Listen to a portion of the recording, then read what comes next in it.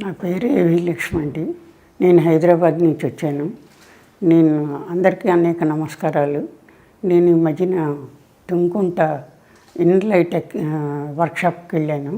వర్క్షాప్కి వెళ్ళినప్పుడు అక్కడ నాకు వితిన్ 3 డేస్లో వినాయకుడు స్టేజ్ మీద తగ్గించుతూ కనిపించింది. చాలా ఆనందంతో అనిపించింది.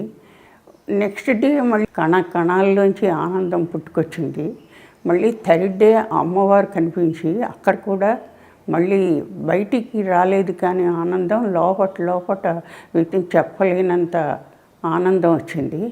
దాని తర్వాత నేను సంగారెడ్డి డార్క్ రూమ్ వర్క్షాప్కి వచ్చాను.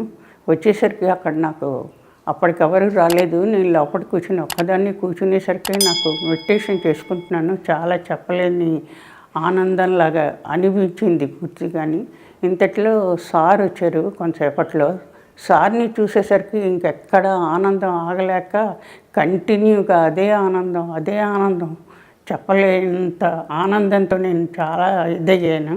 సెకండ్ డే నాకు సార్ క్లాస్ చెప్తున్నా నేను ఎక్కడో చెట్ల మధ్యలోని సార్ ఒక దిమ్మం మీద కూర్చుని ఒక అశ్వత్థామ చెట్టు కింద కూర్చొని మా అందరికీ నేర్పిస్తున్నట్టు అదే ఎక్స్పీరియన్స్ అలాగ 3 రోజుల వరకు అదంతా కనిపిస్తూ, మనకి ఆలయాల్లోని ఉంటే దేవతలు ఎలా కనిపిస్తారో అలా దేవతల మధ్యన దేవతలు వాళ్ళందరూ కనిపిస్తూ నాకు సారు చెప్తున్నవన్నీ ఇదవుతూ ఎక్కడ ఆనందం ఆగకుండా కంట్రోల్ చేసుకోలేకపోతున్నాను. ఇప్పటికి కూడా ఈ 5 రోజులు బట్టి కూడా అలాగా ఇదవుతున్నది.